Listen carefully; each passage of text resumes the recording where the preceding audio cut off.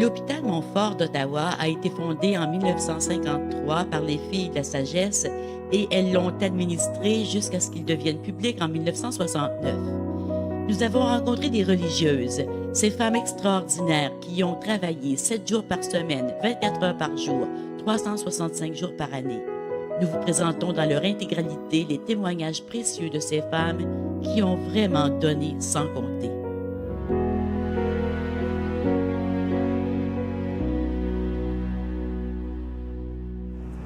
Aujourd'hui, nous vous présentons notre rencontre avec Monseigneur Gérard Deschamps. Monseigneur Deschamps est né à Vanier, il a grandi ici et il se souvient très bien de l'impact de l'hôpital Montfort sur la communauté d'Eastview, la communauté qui a soutenu la construction de cet hôpital. Il se souvient aussi, lorsqu'il était au juniorat, d'être allé aider à préparer l'ouverture officielle, à laver les planchers, à laver les fenêtres. Il nous parle aussi de l'impact des Filles de la Sagesse sur la mission dont il a été responsable pendant plus de 40 ans, la Papouasie. Avant que ça existe, on n'avait pas d'idée qu'il y avait un hôpital sans venir ici. Mais à partir du temps où ça a commencé à être discuté et tout le reste, puis on avait tous ou à peu près des gens qui étaient concernés. Et puis là, les nouvelles commençaient à être communiquées qu'il était question d'un hôpital.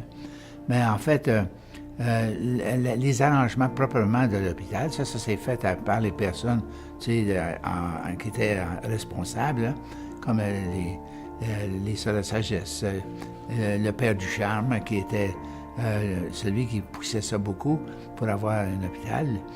Lui, ça faisait longtemps qu'il pensait à donner à Eastview là, toutes les choses dont il avait besoin, comme les écoles, l'hôpital, tout ça. Et par conséquent, lui, ces personnages-là savaient vraiment où ils en étaient, où ils allaient, plus que nous autres. Hein, puis moi, à part de ça, j'étais un petit gars à ce moment-là. Et puis, j'étais pas encore capable de m'occuper beaucoup de ces choses-là. Mais c'est par après qu'on peut faire des retours en arrière, et puis on réalise comment on n'avait pas d'hôpital dans les environs immédiats, là. Et puis, surtout, c'est que il y en avait un bon nombre de gens, quand même, qui étaient moins à l'aise avec l'anglais. Et puis, en général, quand on allait à l'hôpital, très souvent, c'était en anglais. Et puis, il y a des gens qui n'étaient pas à l'aise pour traiter de leur... Alors, la langue était pour quelque chose, la langue, mais en général, on était très bien préparés là, à faire des efforts pour toutes sortes de choses, non pas seulement pour l'hôpital, mais l'hôpital, c'est sûrement un sujet très important, mais ça s'appliquait un peu pour toutes les choses de la vie courante, là. On essayait, comme les écoles, par exemple, l'école même supérieure, ça a pris un peu de temps avant qu'on ait une école secondaire. Moi, quand j'ai passé en 8e année, si j'étais pas allé au séminaire, j'aurais été obligé d'aller. Il y avait seulement que les frères des écoles chrétiennes, là, de la salle. C'est la seule place que je pouvais aller, ou bien l'université. Et c'était pas des places où j'étais familier, et ça me disait pas grand-chose, mais j'ai pas eu de doute, moi. Mais c'est pour dire que on avait besoin de certaines choses ici, puis pour les écoles, ça a pris du temps avant que ça commence, mais quand ça a commencé, si jamais là, tu peux prendre les années qu'ils ont bâti des écoles, c'est tout quelque chose comme 2 ans de différence. Puis il a semé des écoles à plusieurs places. Les paroisses, mais là, il y avait Notre-Dame de Lourdes où le Père Duchamp, mais il n'était pas seul là-dedans, mais lui était le grand maître, on pourrait dire, de la paroisse. Et il comptait beaucoup sur un hôpital où les gens se sentiraient vraiment à l'aise pour discuter de leur cas. Et puis, ils seraient à l'aise aussi pour le temps de leur... où ils auraient à rester à l'hôpital pendant des fois 10-15 jours. Hein, le fait d'avoir en majorité des gens qui seraient de langue française à y aller. C'est déjà une manière de les encourager aussi. Pour plusieurs, c'était plus facile de vivre dans des circonstances comme ça. Mais c'est pour dire, là, à ce moment-là, un tel sujet était surtout entre les mains de ceux qui étaient ceux qui cherchaient l'argent pour le faire, les plans pour le faire, et tout le reste, hein? Ceux aussi qui seraient responsables de bâtir, c'était ces gens-là surtout. Puis moi, j'étais à la fin en 54, là. En 54, j'ai été ordonné prêtre en 54. Alors j'étais ici, là, pendant les 6 ans précédents, j'étais au Scholastica Saint-Jean. Scholastica Saint-Jean, c'était la place où on devenait Père Montfortin. Alors, le Scholastica Saint-Jean, là, c'était l'endroit où on faisait le grand séminaire. Toutes les années théologie, philosophie et les autres de ce genre-là, le droit canonique. Et c'était en arrière de notre église Notre-Dame de Lourdes. Alors, on se trouvait à être un bon nombre de jeunes, là, des jeunes aspirant au sacerdoce. Et puis, on étudiait là. Et puis, moi, j'étais un de ceux-là. Puis, je finissais en 54, j'étais ordonné en 54. Par conséquent, c'est pas étonnant que quand il est venu le temps de trouver de la main-d'œuvre, surtout pour des choses qui n'étaient pas nécessairement très difficiles et très scientifiques, là, comme nettoyer puis laver des planchers, puis des choses comme ça, bien que le gros du travail avait déjà été fait, ils nous ont demandé, hein, à nous autres, puis si je ne me trompe, on avait demandé également aux novices des Sœurs de Sagesse pour venir, puis, alors c'était des jeunes, elles aussi, et qui se préparaient à devenir religieuses. Et puis, elles sont venues, puis nous autres, on était là aussi. Puis, parce que c'était gros quand même à faire ça en quelques jours, pour préparer ça pour la venue des visiteurs, de ceux qui viendraient pour la bénédiction. Tout. Alors, c'est comme ça que nous autres, on est allés. Et puis, vous pouvez vous demander comment ça se fait que les Pères Montfortin et les filles de Sagesse avaient des liens. C'est qu'on a le même fondateur, hein? Et puis, elles ont en plus une fondatrice qui est bien heureuse maintenant, Marie-Louise Trichet.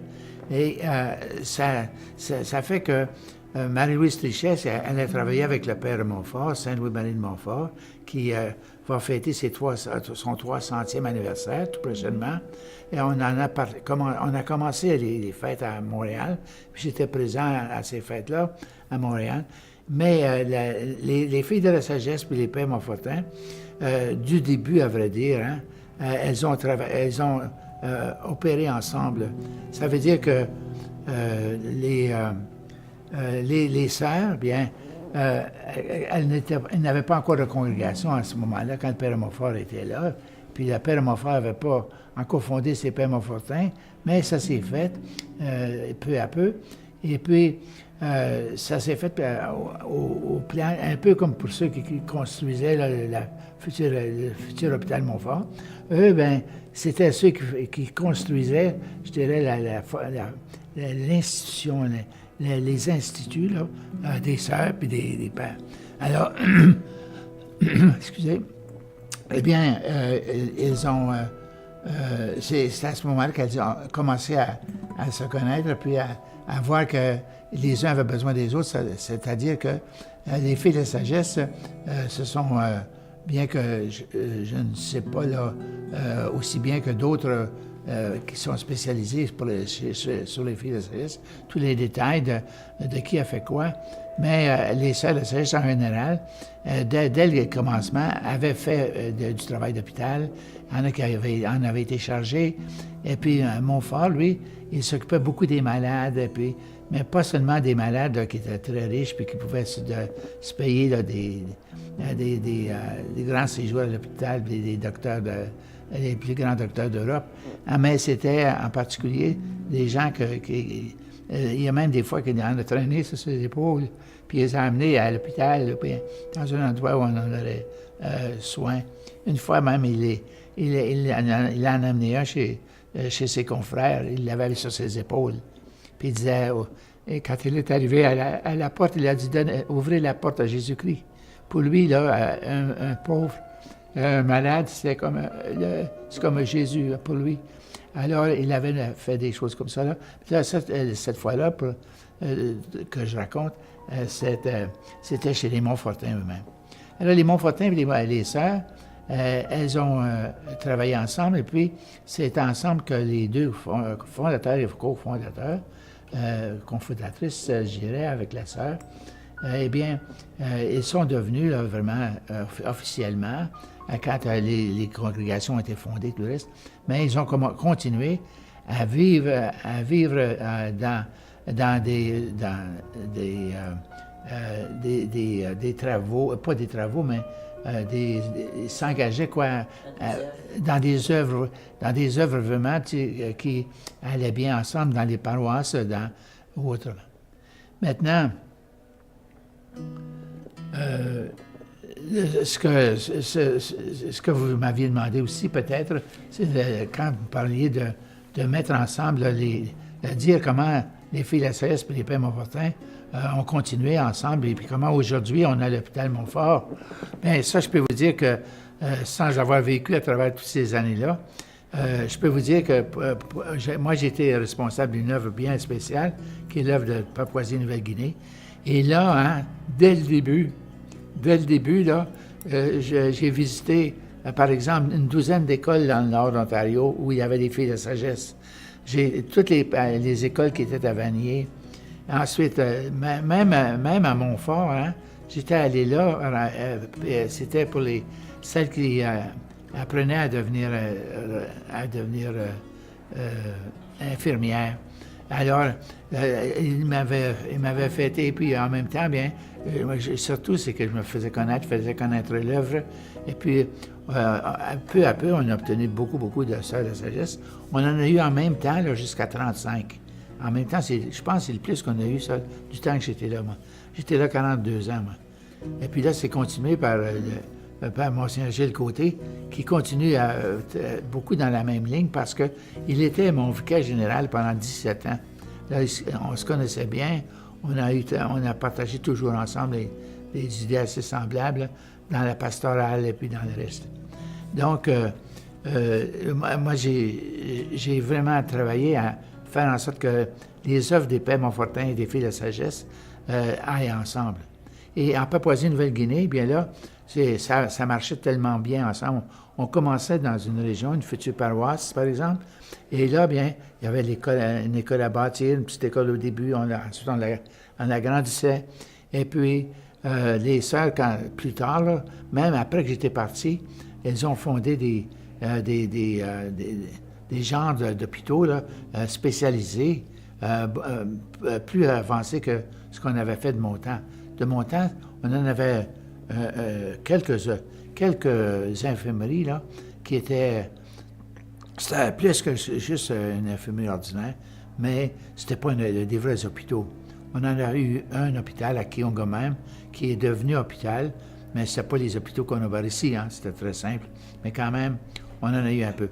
Et de sorte que moi, j'avais été... j'étais né à Vanier. J'avais rencontré les filles de sagesse. Je savais où elles travaillaient, comment elles travaillaient. J'ai servi la messe 7 ans de temps chez les filles de sagesse. Tout le temps, j'étais à Papineauville, là, quand j'étais au petit séminaire, quand je venais aux vacances d'été, mes 2 mois et demi à peu près, là, j'allais là pour être certain d'avoir gardé la bonne habitude d'aller à la messe tous les jours et tout le reste. Et puis, pendant l'été, mais avant ça, j'avais fait ça pendant 1 an ou 2, avant d'aller à Papouasie. Et puis, par conséquent, je connaissais bien les filles de sagesse, et puis je les avais vues travailler à leur noviciat. Et puis, parce que le noviciat était là, puis j'avais vu tout ça. Et j'étais très imbu des mêmes manières spirituelles aussi. C'est pas de faire prendre les gens un par un dans un monastère, par exemple, mais c'est des paroisses.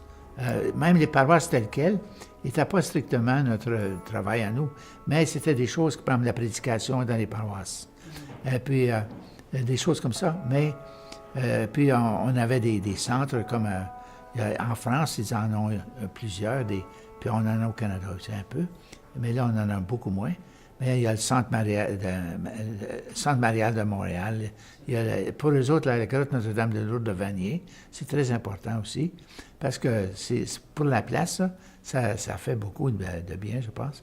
Mais ce sont des choses qui c'est pas seulement que strictement là, des paroisses et puis écoles, mais c'est aussi des choses entre les deux. Là. On avait eu un petit goûter, hein, et puis c'est à ce moment-là, on va dire, que le père Ducharme était tout vibrant et puis content puis joyeux, parce qu'il avait tellement travaillé, malgré que les filles de sagesse avaient fait plus que leur part, je dirais, pour obtenir les moyens pour le faire. Mais il avait rencontré des gens qui avaient été moins en faveur comme la mairesse d'Ottawa. Elle n'était pas reconnue nécessairement pour son attrait pour les Franco. Et puis, probablement qu'il y a eu des petites difficultés aussi à obtenir les permissions. Bon. Mais c'était fait. Et puis, avec le plus beau sourire, là, il a dit, sans méchanceté sans doute, mais avec une fierté, hein, il a dit « He's view à son hôpital ». Et puis, tout le monde écoutait ça, là, quand ça s'est dit. Et puis, j'ai déjà lu à Montréal, on a les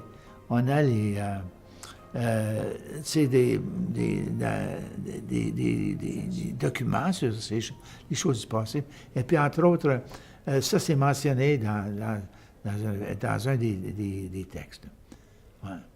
Maintenant, à ce moment-là, nous autres, à vrai dire, là, comme j'ai mentionné tout à l'heure, ça ne veut pas dire que nous autres, on réalisait tout ce que ça deviendrait. Et puis, on l'a réalisé un peu plus tard, là, quand il y a eu l'idée, quand on a entendu dire qu'ils voulaient fermer, là, et puis, moi, j'étais au Canada, et puis, je rencontre ma sœur Gisèle Lalonde, là, et puis, tu sais, elle me dit, là, j'ai pas grand-chose à faire, mais elle dit, je pense qu'il y a quelque chose de gros qui s'en vient. Parce qu'elle avait comme senti ça venir un peu. Et puis, alors, moi, je m'en vais en Papouasie, puis pas longtemps après, quelques jours après, je reçois un téléphone de Gisèle. Puis elle me dit, imagine-toi, elle dit, j'ai frappé quelque chose de gros, je pense, là. Elle dit, ça va être tout un travail, tu sais. Puis là, elle me dit l'affaire, elle dit, ils veulent fermer mon fort. Puis elle dit, j'ai pas question de fermer mon fort, tu sais. Alors, elle a dit, je m'occupe de ça, là, mais elle dit, je pense que ça va être une question pas mal grosse. Hein. Et puis, c'était resté là, mais après, là, quand mon fort s'est développé, j'ai bien vu que c'était plus qu'elle pouvait prendre. Puis, on est même allés ensemble à Rome après. On allait à Rome. Moi, j'allais pour des meetings, puis elle en profitait pour venir. Et puis, elle m'avait... je lui ai dit, tu sais, est-ce que tu aimerais savoir le pape? Elle dit, c'est bien sûr. Et puis, c'était juste avant, ça c'était avant une des fois où les choses étaient, tu sais, très avancées, là. Et puis là, on avait rencontré le pape. Et puis, moi, je lui ai dit en quelques mots au pape, là, qui elle était, et puis que, tu sais, qu'est-ce que c'est qu'elle faisait, puis l'affaire et puis, lui, ben, il a vu le côté humain, et puis spirituel aussi, pastoral de ça. Et évidemment, il ne s'est pas mêlé de choses qui ne le regardaient pas, mais il a laissé entendre que c'était quelque chose que vraiment, comme il le voyait, c'était quelque chose qui était bien bon pour les gens, et puis pas spécialement pour ceux de nos paroisses à nous autres, là, vu que c'était des gens, sans doute, qui dépendaient de nous autres au point de vue spirituel. Bien, alors, il était très heureux que les choses se passent bien. C'est un à côté un peu, mais j'étais pour vous montrer ce que les filles de la sagesse étaient avec les pères Montfortin. Quand je venais ici, là, pendant que j'étais évêque là-bas en Papouasie, j'ai visité plusieurs de leurs hôpitaux. Par exemple, j'étais allé à Sainte-Justine, à Montréal, mais j'avais même été... quand j'étudiais à l'Université de Montréal, j'ai été au Mounier là, pendant 2 ans. Mais aussi pour l'hôpital Sainte-Justine. Ensuite, il y avait à Val-d'Or, j'étais à Val-d'Or. Et puis, Estelle Desjardins, là, la sœur Estelle Desjardins, qui est maintenant ici de l'autre côté, elle est malade. Mais elle était excellente, hein? C'est incroyable le beau travail qu'elle fait là-bas. Mais elle, j'avais été chercher à Val-d'Or. Et puis ensuite, à Montfort, j'avais été à Montfort. Mais c'est pour dire que, puis les écoles, un peu comme j'avais fait dans les écoles, mais il y avait moins d'hôpitaux quand même, où les filles étaient, mais j'étais allé à plusieurs. Puis partout, j'avais obtenu des... Il y en a beaucoup, hein, Sœur Micheline, par exemple, de Montréal, qui était à Montréal, puis il y en a d'autres qui étaient à l'hôpital, pas à l'hôpital, oui, à l'hôpital Sainte-Justine, mais ils ont pu se libérer puis venir là-bas.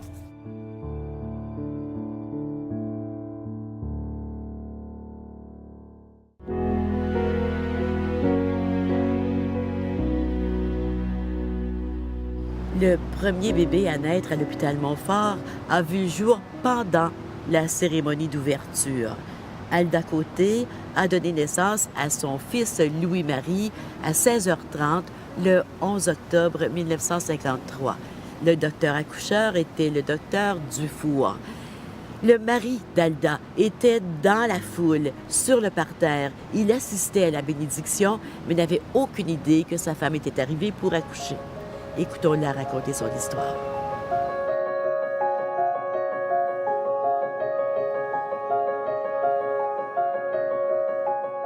L'hôpital Montfort, pour moi, c'était important.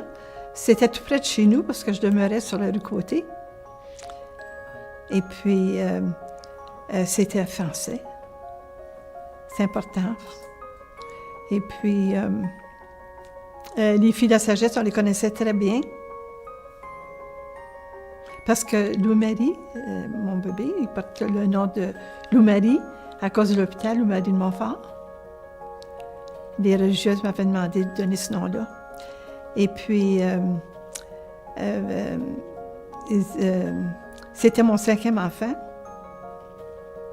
Moi, je l'attendais pour le 12 octobre, puis il est né le 11. Claudette, Gilles et Janine sont nés à la maison avec le docteur Dufour. Et puis, ensuite, le 4e est né à l'hôpital général. Et puis, Louis-Marie, le 5e, à l'hôpital Montfort. La journée de la naissance de Louis-Marie, ça se trouvait le 11 octobre 1953, un dimanche. Puis c'était la journée de la bénédiction de l'hôpital Montfort. Et puis, mon mari était parti à l'hôpital avec son père et sa mère pour la bénédiction. Puis moi, j'avais mes 4 enfants à la maison, là. Et puis, tout à coup, mes os ont crevé. Et puis, je savais que j'avais mes enfants assez vite, moi. Ça fait que j'ai appelé ma cousine pour qu'elle vienne. Je lui ai demandé si elle voulait garder mes enfants. Parce que j'en avais 4, là, envoyés chez elle. Ça fait que je les ai envoyés, puis là, j'ai appelé un taxi. Je suis rentrée à l'hôpital. On va faire un taxi, puis on a passé par en arrière. Quelqu'un est allé chercher mon mari dans la foule, je ne sais pas trop, là, je ne me rappelle pas de ça, là. Et puis, ça s'est fait vite parce qu'à 4h30, il était né. Et puis là, il y avait le docteur Dufour, le docteur Gagné et le docteur Noël, sœur Teresa et sœur Béatrix. Sœur Teresa est encore ici, est encore chez les filles de la sagesse. Et ma sœur Béatrix, ça fait quelques années qu'elle est décédée. Puis sœur Teresa, je la vois de temps en temps encore. Je leur rends encore visite aux filles de la sagesse. C'était avant l'assurance maladie. Puis dans ce temps-là, ça a coûté 87 $ pour 6 jours. Et puis, à l'hôpital, ils nous ont donné la moitié. Ça nous a coûté la moitié. 40 quelque chose, 44 piastres, 43 piastres. C'est ça coûtait dans ce temps-là. Hein? Et puis, je voulais dire aussi, dans la nuit, est arrivée notre patiente. vers 3 heures dans la nuit, est arrivée une autre patiente. C'était quelqu'un que je connaissais, c'était Cécile Lafleur. Elle avait eu une petite fille. Une Cécile Lafleur de Vanier. Puis là, les religieuses m'ont demandé je voulais donner le nom de Louis-Marie.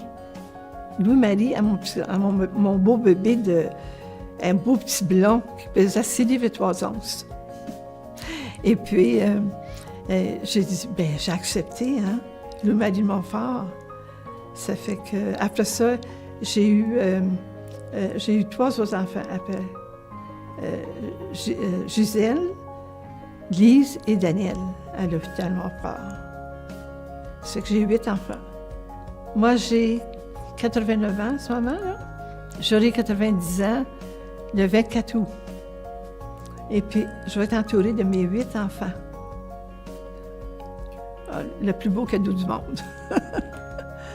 Et puis, je suis bien fière de mes enfants. J'ai très bons enfants. Et puis, mon garçon qui est évêque, Gilles Côté, qui a remplacé Monseigneur Deschamps en Papouasie. Et puis, il y a eu un bon professeur, un bon maître.